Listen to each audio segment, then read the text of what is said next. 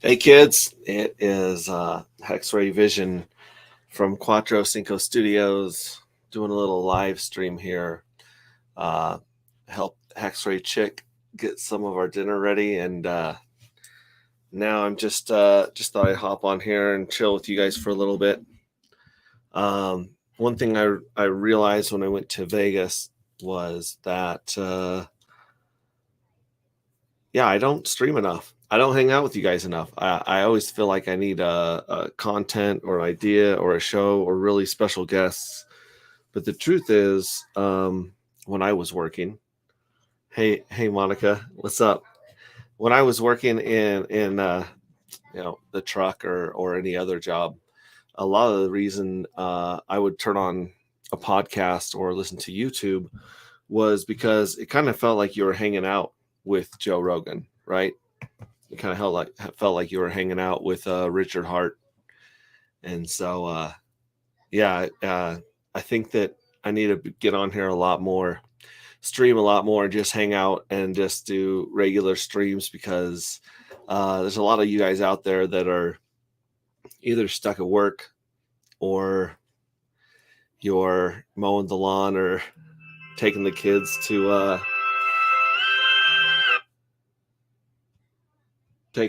soccer practice or something like that, and you just want to hang out with your friends.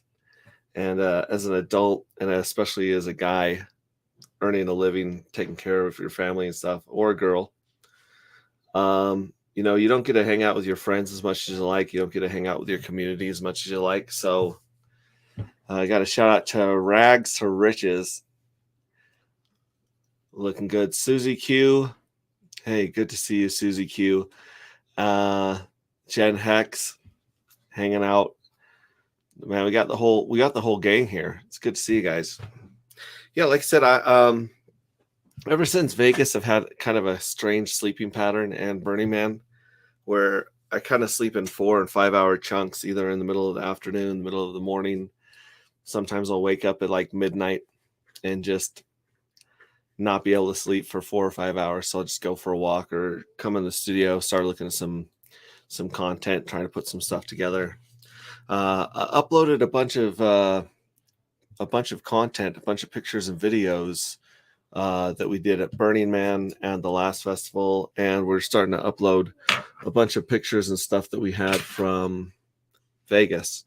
So we're going to want to put together a video of what we did in Vegas and how that went. That was awesome. Hex Huddle says, y'all FOMOing into Hex on ETHW yet? That's a good question, Hex Huddle, because when I couldn't sleep this morning, I went on to David Feeder's channel and I watched his tutorial on how to access ETHW and your stakes on ETHW. And he was even going to go on there and talk about how to mine ETHW. And so I was preparing my rig right here. Actually, I don't know if I can get a shot of it, but I got kind of a pretty badass rig here with a decent little graphics card there, the GeForce, right? And of course we got the hex symbol programmed into the screen in there. But either way, I was gonna start jumping on that ETHW and start mining. And a friend of mine, Richard Hart, a friend of mine, Rags, actually walked me through setting up almost everything, but like the last couple of steps to do it. And apparently, what GeForce and a bunch of these graphics companies did was they put, I believe it's called LHR, where they limit the ability to use them to mine for certain coins because they were selling out of all of their graphics cards. And so they wanted to leave some graphics cards for the gamers. So mine has that little handicap on it, kind of like putting a governor on an engine that keeps it from going too fast. This has something on it. And obviously, when you tell computer nerds they can't do something, the first thing that they do is find a way to get around it, right? So there are different drivers and updates that excuse me, I can install to get this to mine ETHW. But a lot of the people that we saw, that I watched the YouTube videos and stuff, they were they were spending like 20 to $50 in electricity and getting like 78 cents worth of ETHW. So at that point, you know, you might as well just go and buy ETHW and sit on it. I got my Perrier here, fancy. You got to drink it with the pinky up. Now, a lot of you guys are seeing Rags in the comments here. Rags is a dangerous animal. Rags does a lot of reckless behavior. Rags will take his 5-hour energy and he'll do a shot, like a shot. And in fact, it's almost 2 ounces. So it's like, I think a shot is an ounce. I don't know. So it's like 2 shots of just pure caffeine, vitamin B, and some amino acids. This is the trick. This is the trick to the 5-hour energy. You get the extra strength. I prefer the blueberry flavor because I'm a real OG when it comes to the 5 hours. What you do is you take the 5-hour and you drink the top of a bottle of water, or in this case Perrier, or anything like LaCroix or some bubbly stuff, and you pour this into the bottle, and that way it's kind of like extended release, time released energy, and it also makes the water taste a little bit better too. So that's a life hack for you. Oh man, we got Sandy Beach in the house. We got Susie Q. We got Bugs. We got Vibra Finance. What's up, Adam? Good to see you, man. Good to see you. Hex Huddle says, try that with vodka.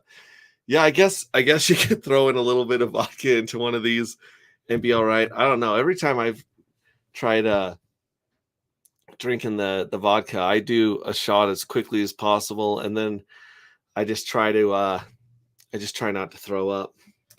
The vodka and tequila, I just try to drink it, get the flavor out of my mouth, go back to drinking water as soon as possible. We got Fashion Coder in the house. Saw your live jumping on for a quick sec. Good to see you, Fashion Coder. One of the best conversations I had in Vegas was just hanging out with Fashion Coder and asking her questions about being so young and cool, and trying to figure out some advice and some help I can give my kids. She's a really, really awesome person to hang out with. Yep, Sandy Beach saying hi to Fashion Coder. Abra says, we just took the council. Miss HexRay gave us a Naga boat party. Ironically, we're both going to the casino. Yeah, we had a lot of fun down there with Vibra Finance. Those guys are really, really quality people as well. And then we followed around Hexbla, aka Terrafin. So it's Terrafin and Hexbla. That dude is crazy. That dude is insane. I would describe him as handing a shotgun to a monkey, because you wanted to see what was going to happen, but you didn't want to get close enough to the monkey to get shot yourself. That was a lot of fun hanging out with Terrafin and Rags and Rags' wife, sweetheart. She's a total sweetheart. Just an amazing group of people to hang out with in Vegas. I wish I had a little more energy. You know, I was still recovering from Burning Man, where I was just falling asleep and really deep in my feels, but I can't imagine a better group of people to be with when you're recovering from Burning Man. And then another thing that I really enjoyed, we got Astro 369 with the wave. Another thing I really enjoyed in Vegas was getting to meet Suzanne Art, Suzanne's .art, which is, does the fashion and some of the really cool Hex merch with all the bling on it. It's really cool. Sandy Beach. I can't wait to meet everyone next year. We got the next meetup that I know of in our community is going to be the Hex Cruise. And I believe that Crypto Schwabuk is putting that on in April. I could be wrong, but I'm pretty sure it's around April. And that's going to be a lot of fun for the people that are able to make the cruise. I believe they're cruising out of Florida down to the Bahamas, like down to Nassau. So that would be pretty sweet. If you just joined us, hit the like, throw in some comments here. It's good to see all of you guys. Am I going to the cruise? I don't know if I'm going to be on the cruise or not. I definitely want to go on the cruise just to hang out with you guys. I mean, you guys are my family. It's I always describe the Hex meetups as a family reunion that you want to go to, because you don't always want to go to your own family reunion, especially just, depending on which side of the family it is, yours or your spouse's or whatever. And even your spouse and you have two sides of each family. So there's really 4 different groups of people you can end up hanging out with at a family reunion. But anyway, yeah, everyone should just sub to all Hex channels. I like that idea, Hex Holder. Thank you very much. I got to give a shout out to my man Nate Stakes. Nate Stakes is only at like 300 subscribers, which is a sin. So if you guys get a chance, go over to Nate Stakes, show him some love, hit the subscribe. And I assume that everyone that is watching this or subscribes or watches any of this stuff, they're definitely also subscribed to David Feeder. But if you're not subscribed to David Feeder, I mean, what a treasure of the community. David Feeder is so valuable to our community. He's just a brain, and then his beard has a brain inside of it. He's got like 2 brains. He's really good at explaining stuff that's complicated to everyone else. And I could just put his 15-minute video on right now and watch it with you guys. It's that good. His tutorial of the ETHW. And I really, really appreciate and agree with a lot of his sentiments of ETHW. ETHW is a shell. It's like a skeleton right now. And the only people in there that are putting in organs and muscles and function into this body are the Hexicans. I mean, Dipcatcher, Gold Key, Alex, they've been on there giving everyone access to Maximus Team, Hedron, Icosa, and the perps. So that's been pretty amazing. And then people are racing to get some exchanges up over there. But unfortunately, the people running ETHW are not fans of Heath. A lot of the administrators of the Telegram groups and those things, they just don't get it. They don't understand the value of a community. And really, honestly, community is so insanely valuable. I'm going to put this up on screen too. Thank you, Hex Hodl. So you can go to hexstreamers.com, and they've got a lot of us. And then he's also saying that the pulsetube.com. So if you guys go to the pulsetube.com, that'll have a lot of Hex and Pulse streamers on it. So definitely go check out the pulsetube.com, subscribe and follow all those people on there. But what I was saying was, for a long time, I looked up to Richard and as a founder of Hex, and I still do. And I thought that, Hex was the most valuable thing that Richard brought us. But truly, him founding our community is so insanely valuable. Hex would be nothing without the community. It really wouldn't. It'd be another token out of the 100,000. No, don't get me wrong. It's a badass token. It's got finished code. It's got audits. It's locked. It's immutable. It tries to route around middlemen whenever possible. And for the most part, it really has routed around a lot of middlemen. Unfortunately, we got stuck with ETH, right? But, even ETH, eventually, that's not going to be a problem. So the community is really what, the community and work, right? We have the hardest working community in crypto by far. I mean, all of the people that helped build front ends and helped with the design of Hex in the beginning, Kyle, Steph, like all these people at the very beginning, Firebun, so many contributors. And then you look at the work that like Dipcatcher and Alex and Gold Key, you look at what those guys are putting in. You look at what all the other coders and people are working on right now. You look at all the work that David Feeder puts into the testnet and validators, and nobody else in crypto is hustling like the Hex family. Nobody. It hands down. It's if a lot of communities had worked as hard as Hex, then I think they'd be in a lot better place. I mean, think about it. Bitcoin wouldn't have made it to where it's at without its community and without the hard work that it had going on. And unfortunately, that's kind of gone by the wayside, and Bitcoin's really been taken over by a lot of people by a lot of middlemen, you know. So that's great. But right now, the community with the heart, the community with the drive and the hustle, it's the Hex community by far. And Richard Hart, I think he understands that. I think he understands the power of a community. Hex Huddle says by the time Pulse launches and some of the Hexicans shave, they'll all be Gandalf or Osama looking. Yeah, I'm not shit. Well, okay, so I'm trimming my mustache. I'm cheating a little bit because I'm the world's sloppiest eater. Whatever I eat ends up on my shirts, definitely. And if I had a mustache, it would be in everything that I ate. So I'm trimming the mustache, but the whole beard, that's just going to continue to go until Pulse Chain launches.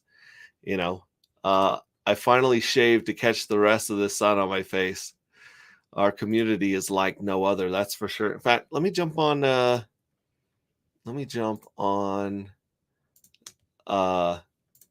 straight. I'm giving out. I got to give out my wrenches. Astro, you Astro 369, you're a moderator. You get a wrench. Let's see, anyone else in here? I think he's actually the only person that doesn't have a wrench. Oh, Susie Q. What the heck? You don't got a wrench yet. You got a wrench now. Fashion Coder's got a wrench. Mobius has a wrench. Sandy Beach, Monica, you got a wrench. Vibra Finance, you got a wrench. We got to wrench everybody up in here because you guys are my family. And if I ever get to the point where I'm big enough for MJ Money, give me some muscles there. Let's go. Adam Moderate. MJ Money, you're now a moderator. What I was saying was if I ever get to the point where I'm famous enough to get the bots and the single sexy dating online in your community start spamming my chat, I've got just a stupid army of wrenches. It's kind of like the Second Amendment in America, right? Oh, Fashion Code says, hit that like, y'all. Thank you very, very much. Unwrench, he says, Vibra Finance. MJ Money, thanks, sir. You bet. You're all family here. If you're hanging out with me on a Monday afternoon, Monday evening, you are definitely my family. I appreciate that. So I was your second wrench, HexRay. Yay. That means something, Sandy. That means a lot. I'm glad I could be your second wrench. Someday in the future, probably at my funeral, I think that Rags is going to pull out a laptop or a tablet and finally wrench me at my eulogy. That's what I'm hoping for. That's really all I can live for at this point. No, Notorious. Yeah, we got Notorious in the background, or as other people call him, the urban Richard Hart. I actually got a message from one of my homies, Hoddle Dog, the 8-foot tall Swiss man, saying that he also had this print up in his house. So I know I got some good taste. I know I'm amongst good company. MJ says, I'm glad you have fun at Burning Man. I would like to do a short one. Yeah, definitely. I would say that if I go to I'll probably go to, I'll most likely go to Burning Man again, but I'm definitely not going for like all 8 or 9 days. I'm just going to go for the middle, just for the sweet spot. Bobby Hexelrod in the house. What's up, HexRay and fam? What's up? We got Sandy Beach. We got Bearded Saint. Oh yeah, the whole family's here. And like I said, my brain was so out of it when I got to Vegas that we were at Naga's party. We were at the Power City party, or wait, maybe not the Power City party. I forget which one was at Backyard Billiards or Backstage Bar and Billiards where we were hanging out. I met so many people, and they would tell me their handle and their first name, and I would forget it in like 2 or 3 minutes. It felt horrible. Jawa says, I want to have a beer with you. Jawa, you are definitely one of my favorite trolls. You post the funniest stuff on Twitter to the haters. I absolutely love it. So yeah, MJ says it was the Power City party there. And then like I said, I can't wait. The cruise sounds amazing. If I'm not doing anything crazy during the cruise, then I'll definitely be on the cruise because I just love hanging out with Hexicans. It's the smartest, most I just like the most positive people I've ever been around. Honestly, it's an amazing community, and like I said, I don't think we share that enough with other people. I don't think we're talking to enough people. I don't think our message is getting out there to enough people, because where else are you going to find a place where people care about each other, where they talk about financial freedom, financial security, and where they're really excited about the future, right? I mean, this is the place to be. This is what's up. Fashion Coders bouncing. Thank you so much for stopping by. Love you. Have a great day. Astro 369, real AF. Yeah, that's the truth. It's real AF, and that's the other thing I noticed, because like I was saying, I thought that I had to have this really big, broad appeal to everyone. I would listen to really good marketers and really good communicators like Rags to Riches and Crypto Heartbeat, Maddie Allen, all those homies. They're really good at appealing to a general broad audience. And I thought I had to do the same thing. So I thought, okay, I have to speak to those that are worried about security. I got to speak to those that are passionate about certain hobbies and art, and I thought I had to speak to the logical people. And I think for the most part, I do appeal and can speak logically to a lot of the game theory and math and, the rational side of the brain. And then I can also definitely speak to the idealists. The idealist is the one that says, let's buy an island and go out there, start our own country, start a bonfire. Let's dance around it naked. Let's start our own country. Those are the idealists. And that's really, honestly, who I am mostly at heart, is the guy that went towards freedom. Freedom by far is what motivates me more than anything else, is the idea of freedom, whether it be physically, emotionally, financially. It's all about freedom for me. Alex P says, how about do meetups in Utah? Yes, definitely. I was talking to some of the Hexicans in Vegas about that. I think it's great to have parties and meet in places like Vegas and other cities, Miami. Hexicans throw a hell of a party, no doubt. But I think it'd also be fine to just have something more chill, maybe like a camp out or a barbecue, or somewhere like at a national park where you could just hang out in camp chairs around a campfire and, roast hot dogs, go hiking, whatever. That would also be a lot of fun. So I'm hoping to put together a location and a date for that. And then on top of that, Rags and I have been trying to put together the details for our tour down in Texas. So yeah, Bobby HexRay says, not let's build a fire and dance around it, but straight to let's dance around it naked. No, really, like total freedom, right? Freedom of expression or whatever. So going back to this very, very long point and all this yammering that I'm doing,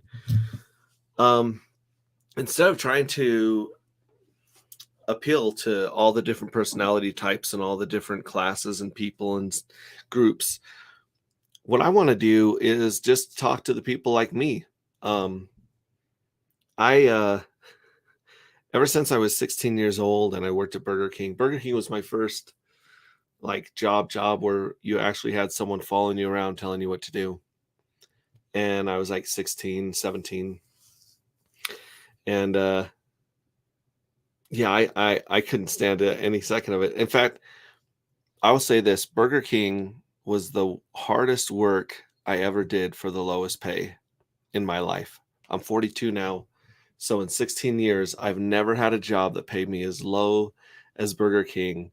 That for me personally was as difficult and fast paced, where you're running around trying to keep up with everything, and then at the end of the night, you're emptying out the fryers. Have you guys who in chat's emptied out a fryer?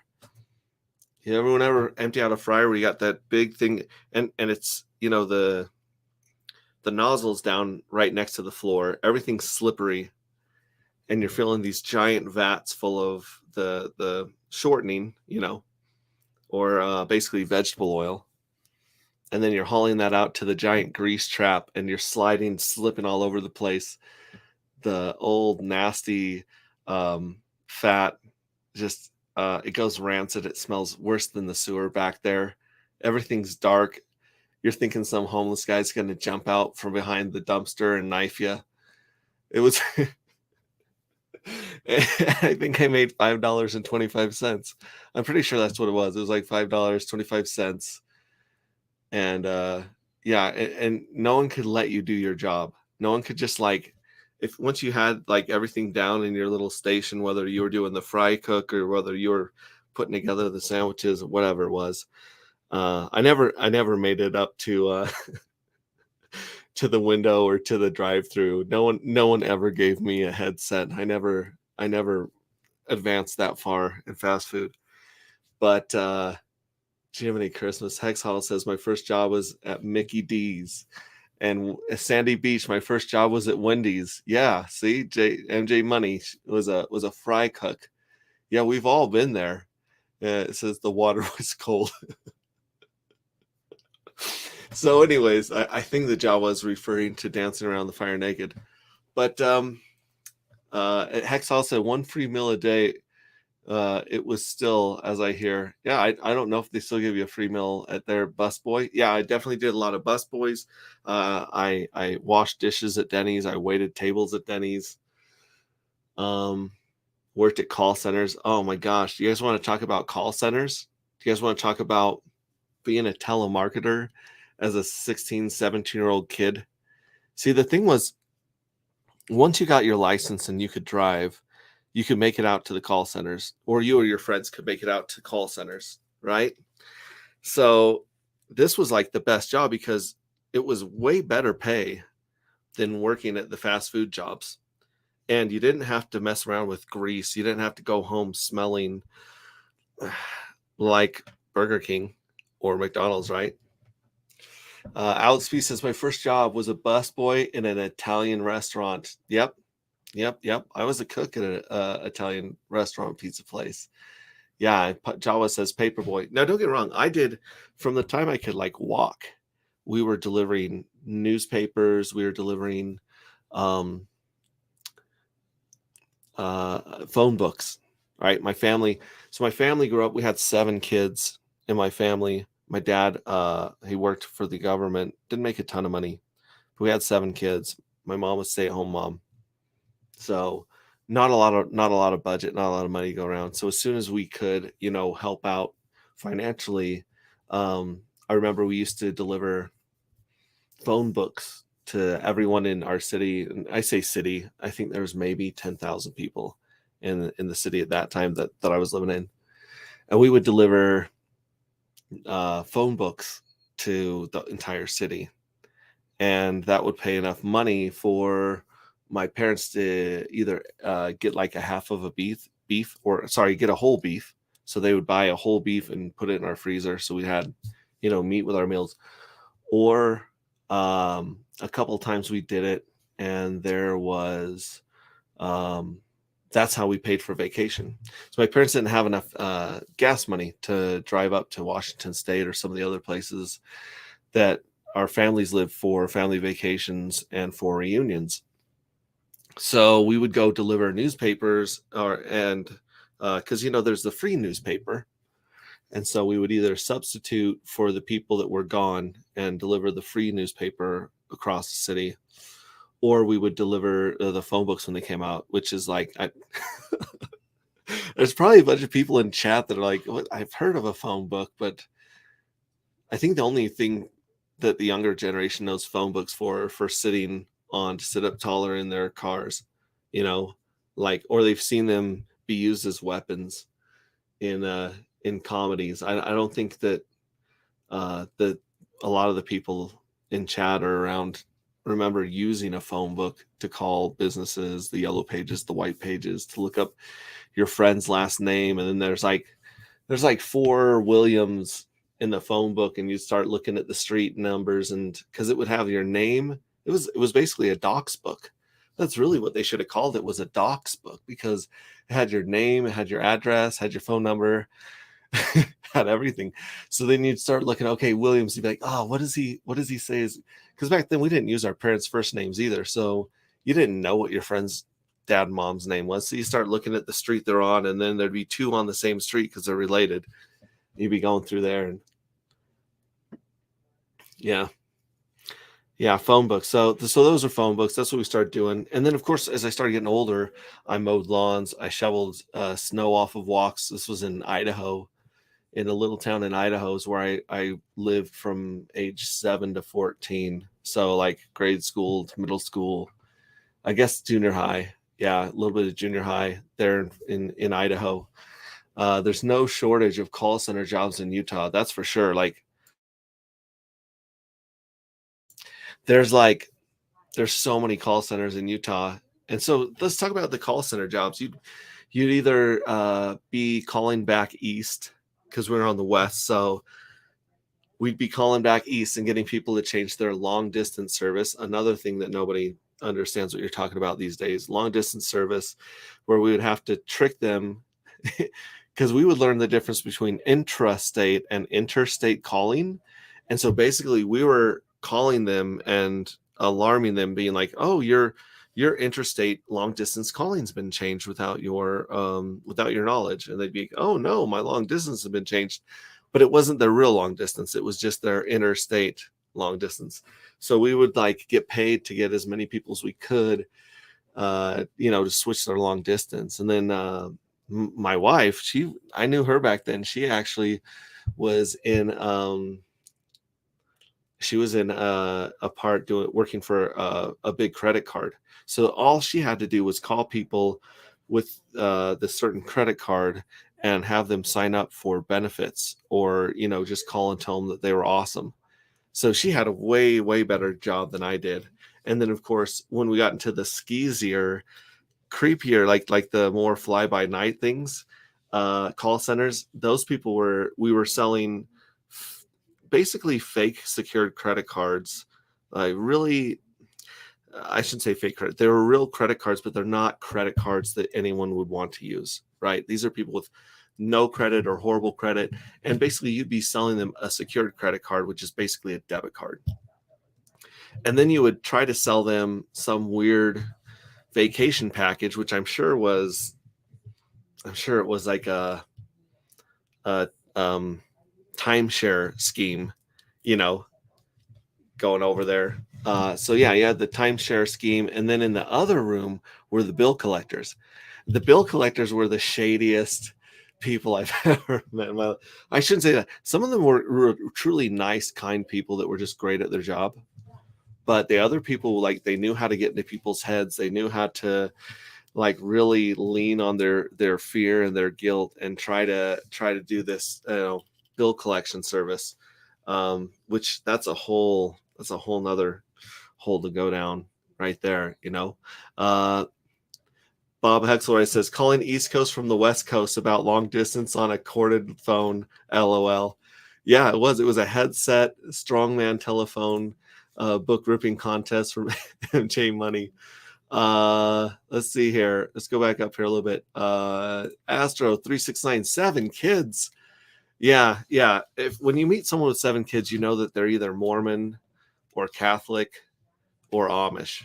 Those are your 3 choices. Once you tell people you have 6 siblings, no shortage of call centers. Jawa's 44. My senility hasn't kicked in quite yet. I remember. Yeah, Jawa remembers that. My gramps ripped a phone book in half before it was cool. LOL. Hex Huddle says, I'm 40, but I don't feel like it really. You know what? It's funny you say that because I'm 42 and there's most of my brain and most of my emotions and the things that I'm into, they really haven't changed since I was 16. Now, granted, my body has completely given up on me. My body is 100 years old and my knees go out, my shoulders go out when I go out to the festivals and I dance. My body lets me know that it is not young all the time. Like I'm popping ibuprofen like it's Skittles some days if I if I don't take it easy. Strongman telephone ripping contest, yes. Let's see here. I used a rotary phone before, yeah. Have you seen that video on YouTube of like they try to get the Gen Z to use a rotary phone and they have no clue how to dial? Marcus 99, good to see you. Taking me back to my days working at Mickey D's in the 90s. Yeah, you know, I mean, like Mickey D, like they're really, really good jobs for teenagers. They really are, and even college kids because they have the maybe usually a more flexible schedule. But Mickey D's tastes better in the 90s, and so did Hardee's, says Jawa. So did Coke and Pepsi, it seemed. You know, I keep waiting for them to, I think they brought it back, Crystal Pepsi. I remember Crystal Pepsi and Michael Jackson I seem to hear about Crystal Pepsi and Michael Jackson every day in the 90s. Sandy Beach, when my dad died, I found a rotary phone in a box. I was like, what WTF is this? No, seriously, it's crazy. Someone here was saying he had a good family. Yeah, good family. And you know what? Honestly, I don't. I've always felt a sense of pride and a sense of accomplishment helping my family out. I always felt like it always gave me a good boost, a great feeling help my family out financially when I was a kid. You know, with everything, a lot of kids these days, I don't know if a lot of them are in that circumstance or have that same experience. Jawa says, F and took away my lime Skittles and replaced it with apple. Heathens, don't get me started on Skittles. All right, so we found Jawa's sore spot. Aster J says, I'm Gen Z and I can use a rotary phone, but only because I spent time with my grandparents. That's where it was. That's where the rotary phone I used was at my grandparents for sure. Song back in the day when I was a kid, and I'm not a kid anymore. Let's see here, Vets in Crypto. Let's see, back in the day when I was a kid, I'm not a kid anymore. I'm not sure if you're referring to a song, but let me know if you know the artist there. Yeah, every day, the 90s to me, that's like when I grew up. I mean, I was alive in the 80s, obviously, but like you don't really understand much of the world around you. At least I didn't until I was like 8 or 9 years old. So we're talking about 1988, 1989. When I was 9 years old, I got an alarm clock radio for Christmas, and I listened to the radio nonstop. I would listen to the top 40 countdown on the weekend when I was cleaning my room. I'd stay up at like midnight and listen to the Dr. Demento show, which was this weird show at night that would play silly and funny songs like Weird Al Yankovic and parody songs. Yeah, so the 90s is where I really got into music. So that's where I heard a lot of Michael Jackson, Bryan Adams, Ace of Base. I don't know. I actually was listening to Ace of Base today, picking raspberries in the backyard with my kids. And Ace of Base still slaps. Like it holds up. Ace of Base, you turn on Ace of Base and you'll see everyone that's like 35 and up start to bob their head and start to sing along because yeah, that's good stuff. And then I guess it's almost like our version of the Spice Girls, although we know the Spice Girls too because we were in our 20s when the Spice Girls came out. Bobby Hexford says, rotary phones remind me of roll down windows. Can you imagine looks on kids today staring at a roll down lever? LOL. Yeah, that's true. And then Hex Huddle. Sandy says, at Hex Huddle, there's pharmaceuticals for that. Oh, that's in crypto. Long ass phone cords walking back and forth in the hallway. Yes, yes, you needed that. And the cordless phone, I remember I got cordless phones before my parents did. And I would hide them in my room because we weren't supposed to have phones. But I would get caller ID back in the day. You didn't have to pay for. So you get this little box and you'd put the box in the phone line and everything worked. So it would like pop up with the name and the number. And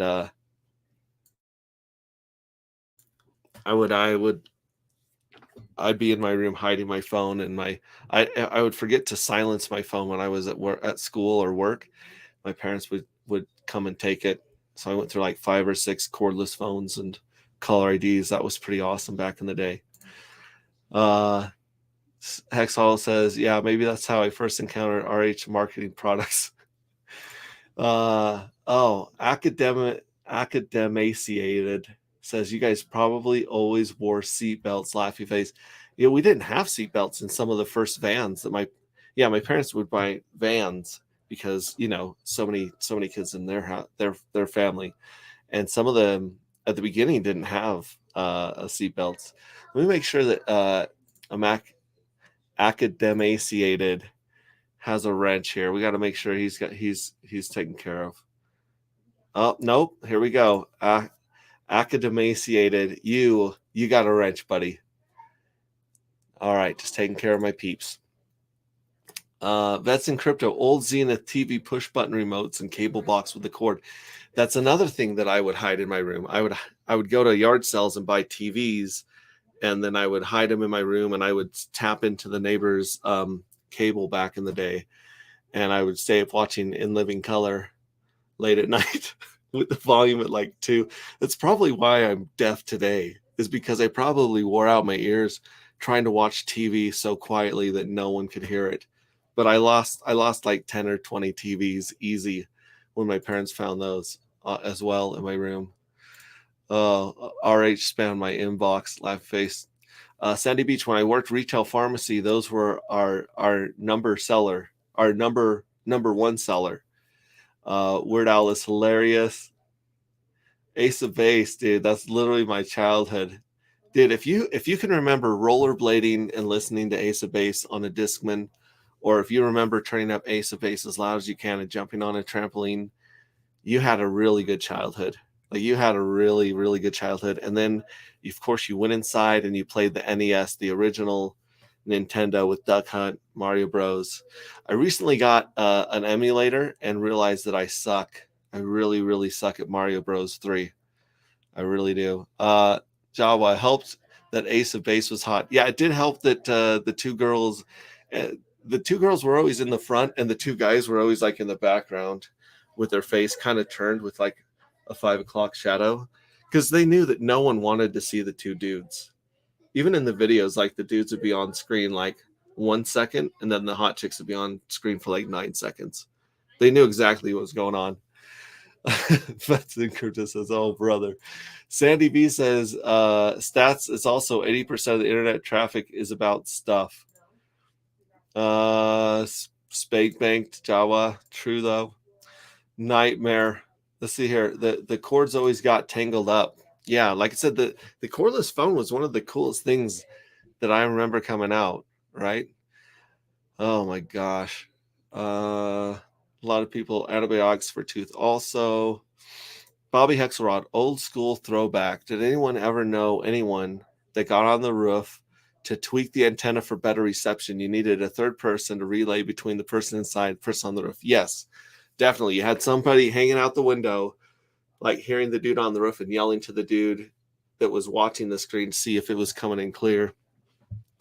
The other crazy thing was, I remember we had a TV as a kid, and every time a car would drive by, the reflection of the sun would hit the car.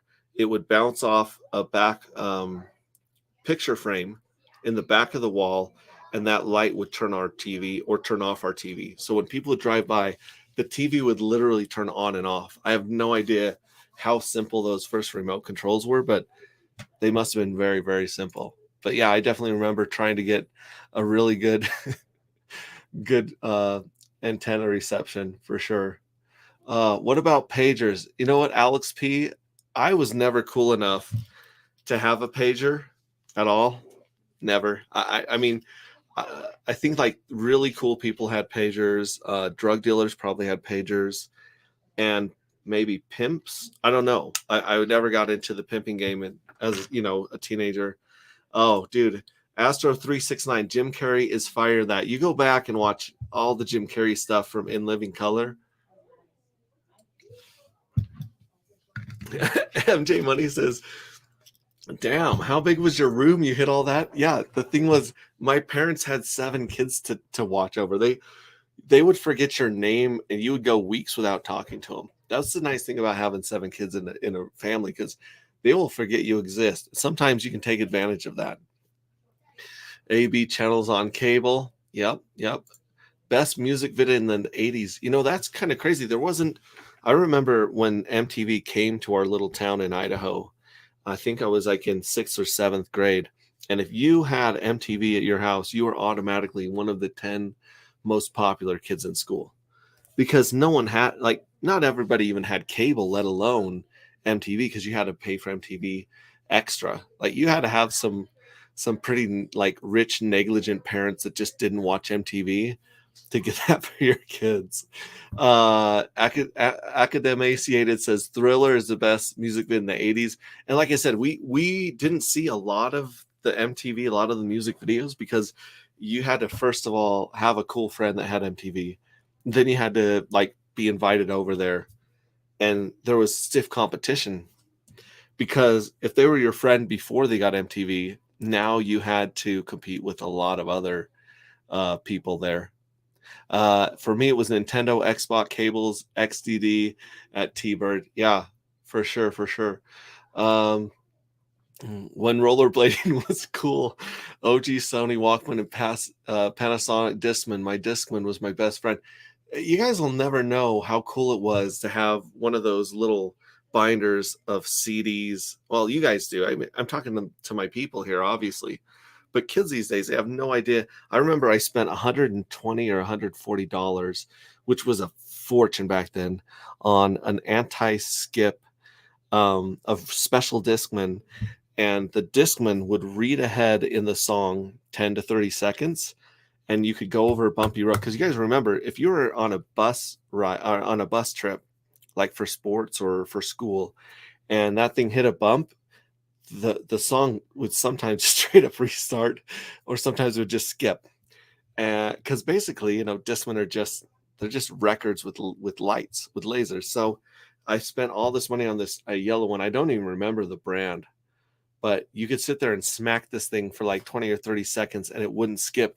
And I thought it was the coolest thing of my life. I didn't think anything in my life would ever replace the joy I got from that Discman that had super anti-skip. It did go through 4 AA batteries in about 3 hours, though, because it was constantly reading all this stuff on the disc. And we did play it at very, very high volume too. 80s music videos were cheesy AF. Yeah, they were. 80s hair bands, LOL. We were pulling up Twisted Sister and AC/DC and all these crazy rock bands. Oh my gosh, Warren, Cherry Pie. We were watching that the other day, and the guys in the 80s rock bands are so much more attractive. They have so much more time and hair and makeup on them than on the girls. It's insane. You go back there, and the girls, like, they have big hair and makeup and crazy outfits, but the guys are like 20 times. They're like 20x that. Astro J369 says, I'm a huge fan of JC. I don't know if he's referring to JC from NSYNC or Jesus Christ. You're gonna it's probably down in the comments. I have no idea how far I am in comments, because I'm responding to a lot of this. It's like just hanging out with my buddies talking about our childhood. LOL, I still have the original NES and Nintendo. It still works nearly 40 years later. Old. If it still works, then that's pretty amazing. I gotta tell you, the game that sucked me in, that I've still never, I'll play to this day 40 hours a week, is Mike Tyson's Punch Out. Mike Tyson's Punch Out.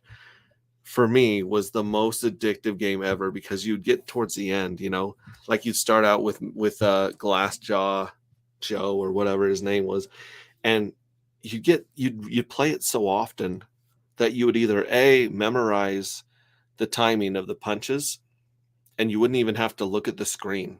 In fact, I found a website once that would do the timing of the buttons to beat everybody. It didn't quite work for Mike Tyson and the last couple guys because that timing is insane.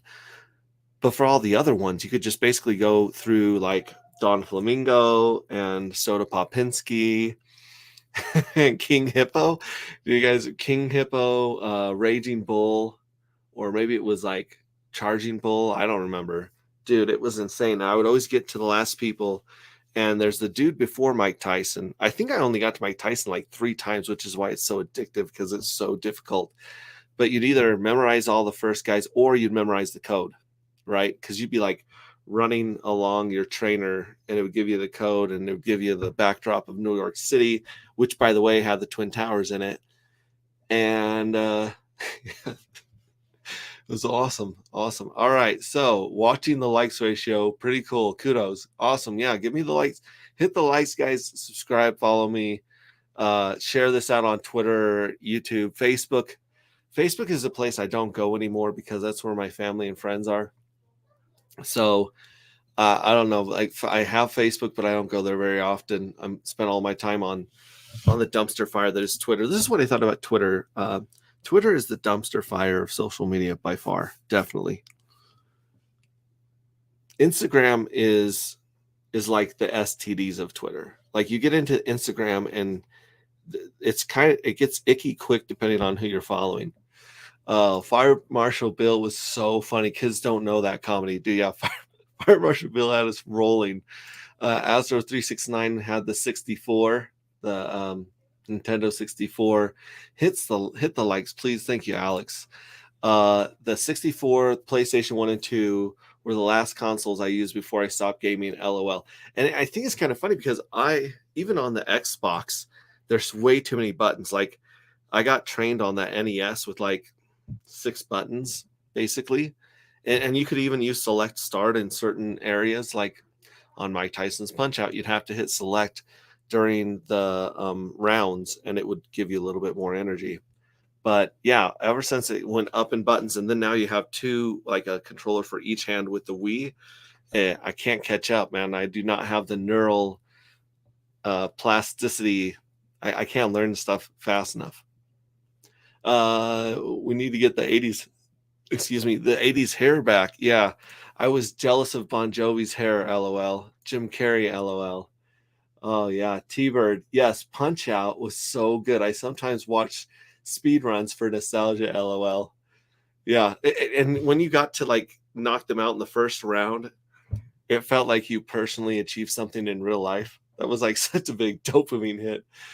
Telegram picture is my long hair, LOL. That's funny. 80s hair. Oh my gosh. When Mike Tyson wrecks you. Oh yeah. Mike Tyson would just come out and just flip like a little punch out, and you'd be done. You'd be done for the whole game. Sugar Bee, just watch Footloose and Flashdance. Oh my gosh. Dude, Footloose, Flashdance, Dirty Dancing. Girls Just Want to Have Fun. Ferris Bueller's Day Off. Oh my gosh, The Goonies. Like, there's so many movies and they don't all hold up, guys. They really do not held up. For real, Hidden Gem at MJ Money. I always preferred keyboard and mouse, never owned a console. Oh, you're a hardcore gamer. Always thought of consoles as pleb. I'm terrible with the controller. Yeah, I just grew up with the controller. That's the way it was. But anyway, oh my gosh, yeah, good times down memory lane. And then trampolines. Like, if you grew up with a trampoline, the fights you get in with your friends and brothers and sisters on trampolines, man, those were next level, because you honestly thought you could do karate because you could actually jump high and move fast. And then some of the tricks you learned in some of the games, like, it's crazy. And then of course, everyone wanted to spend the night on the trampoline when you have sleepovers, and everyone would get sucked to the middle like a black hole, and you just end up laying on top of each other and just a pile of elbows and knees and blankets. And it would always get cold, and everyone would always go inside as soon as it got cold. Good times in the 90s. But back to jobs. Man, call centers, better pay. It was harder mentally to sit there and try to like keep sane while you were bored at the call center or talking to someone you didn't want to talk to about whatever you're talking about. Hexall says, I don't really game though. Have before though, back Doom, Quake, and Counter-Strike beta. I remember my dad when he got his first computer and he was going from DOS to Windows playing Duke Nukem. I don't know if there's any crazy old Duke Nukem homies out there. So we had Duke Nukem, you had Snake, of course, and then you had the gorillas where they'd throw the exploding bananas. So you'd have to pick your force and your angle, and then sometimes there'd be wind and stuff. Sometimes you'd be stuck down in these buildings. They'd be throwing the exploding bananas back there. I Fly Simulators, DCS World, and FS 2020. MJ says, my kids sleep out on the trampoline and they woke up soaked all the time. Are they soaked are you turning the sprinklers on them, or are they just sweating under that it's like a pile of puppies almost. The ground trampolines, love that. Never had one though. Gotta go to a friend's place that had them. I'd be on all day. Yeah, the ground trampoline. So we actually have our trampoline in the ground and our kids love it, but it is really, really difficult to keep trash and mud and dirt from going in there. Eventually we're gonna have to take it out and redo it. Yep, Duke Nukem 3D. I played multiplayer. First job I had was at MCI call center, slinging that long distance. Yes, the long distance was insane. People right now are like even roaming is pretty much gone on most cell phone companies. But yeah, I mean, you go from there, and then most guys, if they're not in college and going up the corporate ladder or something in a degree style. Myself, I went into the military to help pay for college, and then I also went into construction. So construction was totally different because the pay was much, much higher at construction than it was at a call center. But you were around like rough older dudes that were like smoking and like to fight. They were rough. They did not wait on you. They were not patient. They were not kind. They were not coddling. If you didn't keep up on the construction job, then you'd get ran off pretty quick. Anyone play the free computer game that came in a box of Chex Mix cereal? I don't think I played that one. You'll have to tell us more about it, Marcavelli. Marcavelli in the house. Cypher LOC in the house. Let's make sure these guys have wrenches, because wrenches mean that you're family, right? Let's scroll down here and make sure that they got Marcavelli 23. You got a wrench. Cypherlock, you got a wrench. We're all getting wrenches here. Yes, sir. Yes, sir. Yeah, so you go on to construction, and the construction I worked in first, or mainly, was HVAC, right? HVAC is, we did mostly residential and remodels, and mostly it was like running duct or holding part of the duct while the guy that knew what he was doing was putting it on there. Katie says, someone say wrenches? All right, Katie, where are you at? Let's get Katie in here. Katie needs a wrench, I bet. Check this out. Where are you at? Katie, wrenches, boom. Katie's got a wrench. All right, awesome. More D than Doom. Yeah, so the nice thing about construction was you learned a lot of really useful skills really quick. It was physically demanding. You were out in the cold, out in the heat. And a lot of times you were stuck in a crawl space or in an attic with someone who chain smoked. So you're sitting there like basically getting secondhand cancer, trying to like run around with your tool belt on and keep up with the other guys. And you were just waiting for them to say it's time to wrap up. And then, you don't get paid for wrap up, guys. So ahoy, fools, says Paul Sachs. Make sure Paul Sachs has a wrench over here. Paul Sachs. K Hudson, no No wrench. Oh, Kay Hudson, you got a wrench, buddy. You got a wrench. Who else here said, boy, maybe it's a little bit. Thanks, bud. You bet. You bet. We give out wrenches because wrenches mean love here. Okay. There we go. You bet. You bet. So going back, construction again, like it was good money. It was good for providing for the family, but I would look around at the guys in their 60s and 70s that had been in construction their whole life. And even the guys that owned their own company and were doing pretty good financially, their bodies were bent over. They were angry at the world. They just, kind of got destroyed. And that's when I thought to myself, oh, if I go to college, I'll get a better job. And that's when HexRay Vision joined the military. And the funny thing was, like, I joined the military doing the college thing, right? Because they're like, oh, we'll pay for college 1 weekend a month, 2 weeks a year. And this was before 9/11. So, like, my little unit, my guard unit, say I wasn't even in the full-time army. I was in the Utah Guard. So I joined the Utah Guard. And that was when I joined them.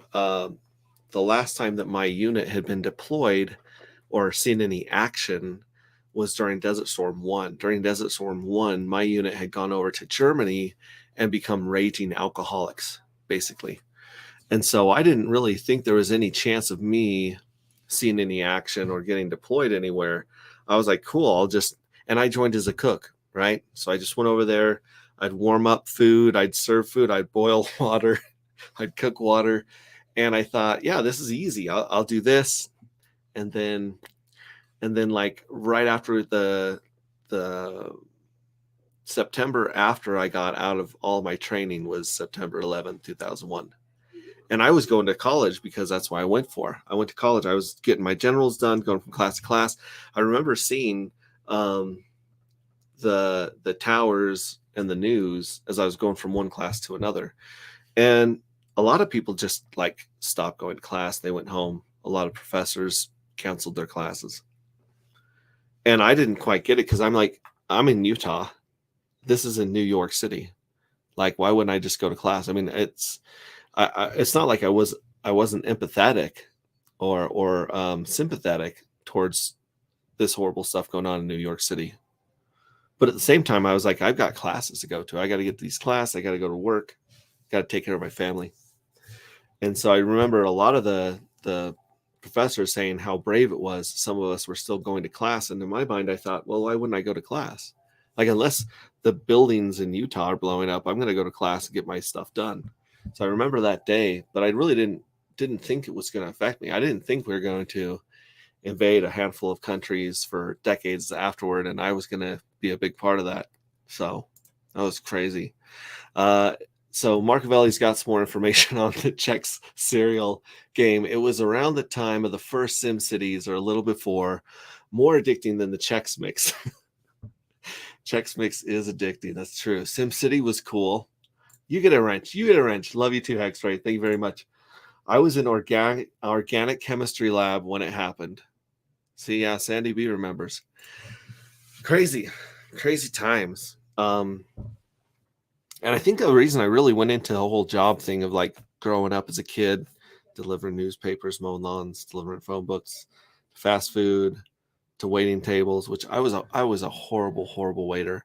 This Hex Flex, where you get to give a huge tip to the waiters and waitresses, I've been doing that for a long time because I was so grateful for any tip that I got as the crappy waiter that I was, that my heart always went out to whoever was waiting table. If they were like a really, I don't think I've ever stiffed anybody in my life, just because I can relate to how difficult it is to try and please people. And I remember how much it sucked to get stiffed, or how much it sucked to get 34 cents and a piece of gum left at the table. That was rough. I remember that most of my waiting was done at Denny's, which is where you go at 2 a.m. because it's the only thing open. And I remember a lot of kids coming in and just being like, hey, I only have this much money so I'm going to have to get the milkshake or the fries or whatever it is. And I thought to myself, that's not going to leave me enough money for a tip. And a lot of times it didn't. Like I had a lot of $1, $2, $3 tips back then. It was rough. But I guess I bring up all this work to say that I never like could I was never really happy working. And I know this isn't like make me special or anything. A lot of people hate their jobs. A lot of people worked a lot of jobs that were very difficult. But for me, from the time I was 16, I always knew that I would do whatever it took to be able to go without a job, to get financially free enough to where I didn't have to have a job. Sugar Bee, I also tip Will. Thank you very much. That's awesome. I mean, it goes a long way. But yeah, so I just have this burning desire to do whatever it took to retire or to live without a job, I guess I would say, to not have somebody tell me what to do, to show up to work in the morning. Supervisors, I think, were the toughest part for me. I've got a really rebellious, some might say immature personality. And, and having someone follow you around and just nitpick and pick on you was the worst, man. It would drive me insane. I got fired from so many jobs. I quit so many jobs. I remember there's one time, I got a job. It seemed like a good job. It seemed like a stable job. I got a job at a pig farm. And these were like sought after jobs because in our job market, they were only like 17, 18 bucks an hour, but that was top pay at this time at this place. And so I went through, I waited till there was some openings. I went and I did the drug test, the interviews. I got on there. I got everything ready. I got assigned the farm that I was going to work at. The funny thing is, unfortunate thing right now is that China bought a bunch of these farms from Smithfield lately and laid off a whole bunch of people in this county. Not the county I'm in, but the county nearby. And anyway, so I get this first stop. It's the first time. It's my first day. I'm headed out to the farm.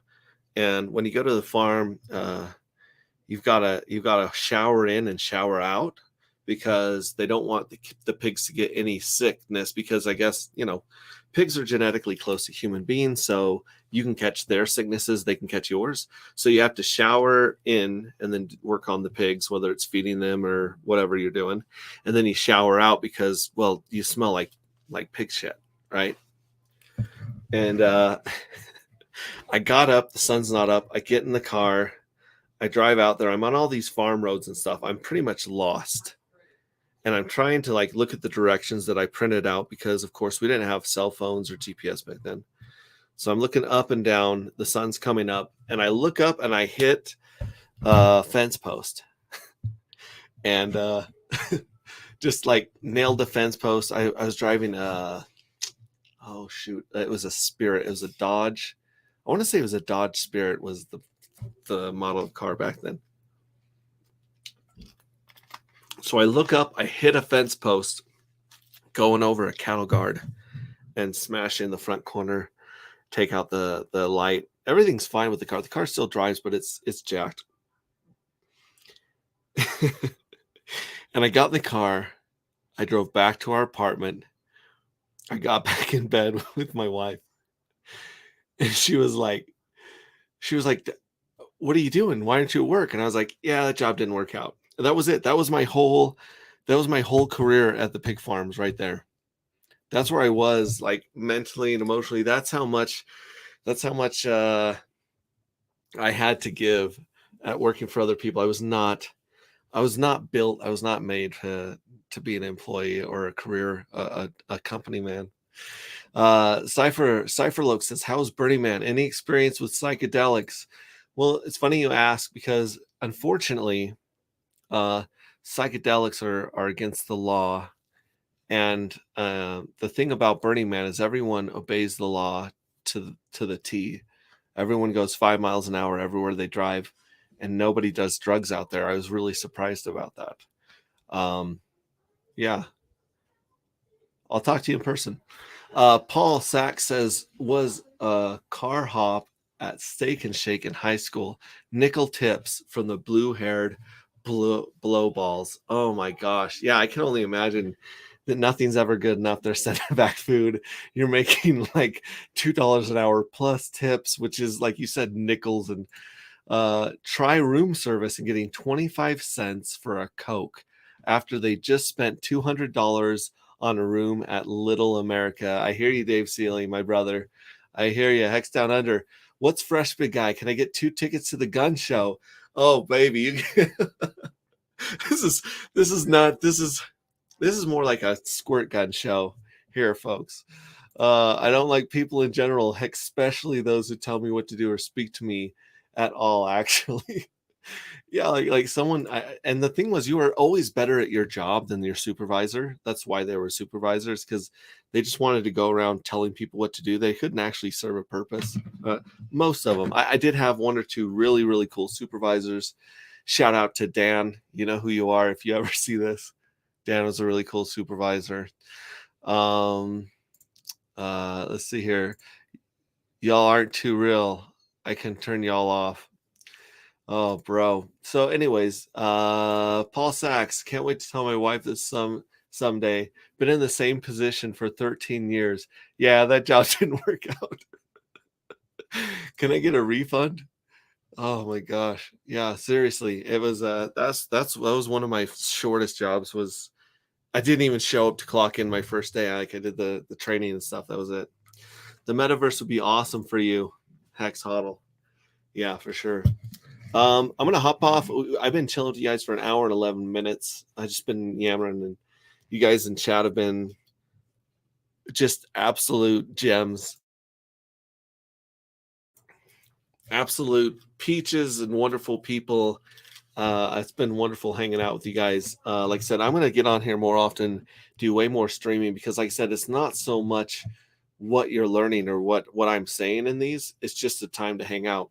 And I know that I really appreciated the podcasts and the YouTubers that I got to hang out with when I was working out or running errands or working. Well, mostly working, because despite my lack of excitement, or my lack of we'll say desire, or I don't know. I definitely was not into work, but the truth was, I knew that the only way to get past something was to get through it. And there were many, many years that I worked about 80 to 100 hours a week, especially once I get into truck driving, which I know it's illegal to go ahead and run more than 70 hours in an 8-day period. But I'm telling you right now, when you're out there hauling various things in various places, they don't really care how many hours you drive, because they get paid on each load. And so there was a lot of hours where, and even hours, times when I went out as a team driver, where you're driving or you're sleeping, you'd be gone from your family for a week solid. And I mean, I just put in 80 to 100 hours for literally at least over a decade. But the thing was, I made that time count by learning about crypto. I made that time count by going through all the crappy projects in 2015 and 16 and 17, 18 and 19. And that's why I'm in Hex. That's why I've got the Hex tattoo going on, is because Hex was that tool of financial freedom that made all that work and all that time and all that obsession worth it. It was Hex. And I mean, I can't thank Richard Hart and the community enough for that. It's been the best financial blessing of my life. Let's see here. It's called Chex Quest. So look up the Chex Quest game. Good seeing you back streaming. Let's do it again sometime. Definitely, Paul Sachs. Shill your Spotify. Yeah, so we've been taking all of our old tech talks and some of my better interviews and ripping the audio and putting those up on Spotify. And we go through something called Buzzsprout. and we're trying to get them on Apple, but Apple is like a whole nother game that you got to get on Apple. But you can definitely check out our Tech Talks on Spotify. I'm blown away when I listen to the Tech Talks, because when I'm on the Tech Talk, I've got a lot of questions, but my brain is kind of trying to steer the ship and trying to host the show. And I'll go back and listen to the stuff that Rags is saying. I'll listen to the stuff that David Feeder is saying. I'll listen to the stuff that, like Crypto Coffee. Let's see who else was on there. Crypto Kool-Aid. The guests that I've had on there, Alex from Hedron, Dip Catcher was on this last one. I listen to stuff. They're dropping so much information, so much gold. It's insane. The funny thing is, I was listening to this one from a while back, and we're all doing these price predictions at the end of the PulseX sacrifice, right? We're all wrong. We're all waiting for it to just go from 20 cents back up to 50 cents and beyond. 80 cents is what I think I was predicting 80 cents. Anyways, I'm wrong 90% of the time, and my guests are about 10% wrong. So definitely, if you listen to the Tech Talks and the podcast, listen to the guests. The guests are gold. I really honestly can't thank them enough and promote that enough. And no shave till Pulse launch. My homies, keep those beards growing.